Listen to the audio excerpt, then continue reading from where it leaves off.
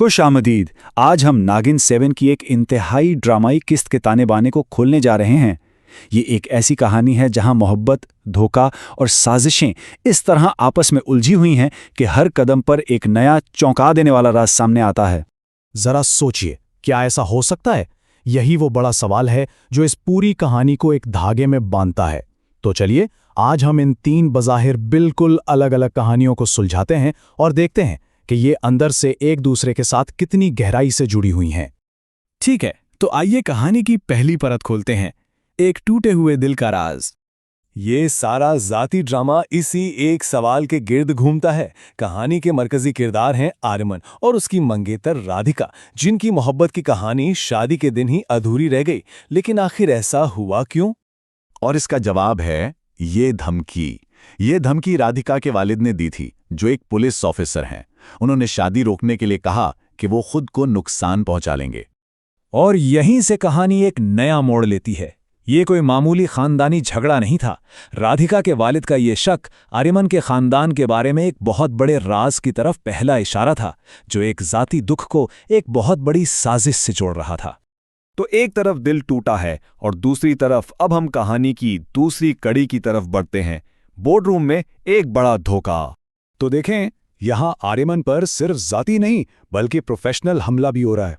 इसके अपने ही कजन्स एक हरीफ विक्रम के साथ मिलकर उसके ही न्यूज़ चैनल पर कब्जा करने की कोशिश कर रहे हैं। उनका प्लान सीधा है, अपने सारे शेयर्स इकट्ठे करो और आर्यमन को उसकी अपनी ही कंपनी से बाहर फेंक दो। और ये है साजिश करने वालों के अपने अल्फाज, साफ साफ बिना किसी लगी लपटी के। इससे खतरे की संगीनी का अंदाजा होता है। तो एक तरफ आर्यन की जाती और प्रोफेशनल जिंदगियां तबाह हो रही हैं, लेकिन इन सब के पीछे एक तीसरी और कहीं ज्यादा खतरनाक कहानी शक्ल ले रही है। एक ऐसी कहानी जिसमें पूरा मुल्क खतरे में है। ये खतरा जुड़ा है रामोस से। अब ये रामोस क्या है? ये एक इंतहाई जदीद मिसाइल डिफेंस सिस्टम है, यानी हिंदुस्तान की हिफाजत की आखिरी दीवार। और इस अहम तरीन प्रोजेक्ट पर हमला हो रहा है। देखें, मुल्क के 6 बेहतरीन साइंसदानों ने इस पर काम शुरू किया। फिर एक साइंसदान पुरस्कार तौर पर मारा गया। उसके बाद एक और साइंसदान का कत्ल हो गया और आज सिर्फ 4 साइंसदान जिंदा बचे हैं। इसका मतलब ये हुआ कि हिंदुस्तान एक ही वक्त में 2 जंगें लड़ रहा है। एक जंग तो खुलेआम है, जाने पहचाने दुश्मन चंगिस्तानी के खिलाफ, और दूसरी जंग एक खुफिया जंग है, एक ऐसे नादीदा दुश्मन के खिलाफ जो रामोस के साइंसदानों को एक एक करके खत्म कर रहा है।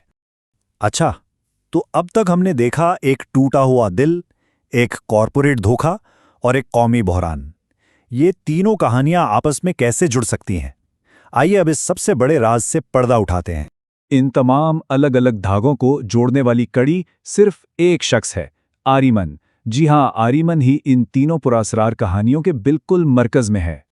और यहां हमें मिलता है पहला धमाका खेज इंकिशाफ, जब आर्यमन खुद कहता है कि उसकी शिनाख्त वो नहीं जो नजर आती है। तो अगर वो परमित का बेटा नहीं तो फिर कौन है? इसके असली वालिद थे ज़हीन साइंसदान विशालपुरी। जी हां, वही विशालपुरी जो रामोस डिफेंस सिस्टम के अहम तरीन मेमारों में से एक थे। अब सारी कड़ियां जुड़ना शुरू हो गई हैं। लेकिन कहानी का सबसे बड़ा, सबसे खौफनाक मोड़ तो अभी बाकी है।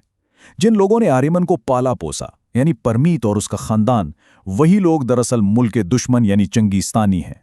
इसका मतलब बिल्कुल साफ है, आर्यमन की पूरी जिंदगी एक झूठ पर मबनी थी। उसे गोद लेना कोई रहमदिली का काम नहीं था, बल्कि ये गहरी और खौफनाक साजिश का हिस्सा था। यानी सीधे अल्फाज में कहें तो उसे गोद नहीं लिया गया था, उसे एक मकसद के लिए हासिल किया गया था। तो अब आखिर में एक ही सवाल बचता है, आर्यमन के साइंसदान वालिद का आखिर वो कौन सा राज है जो आर्यमन को एक पूरी कौम की तकदीर की चाबी बना देता है? यही वो सवाल है जो हमें इस कहानी की गहराई में सोचने पर मजबूर कर देता है।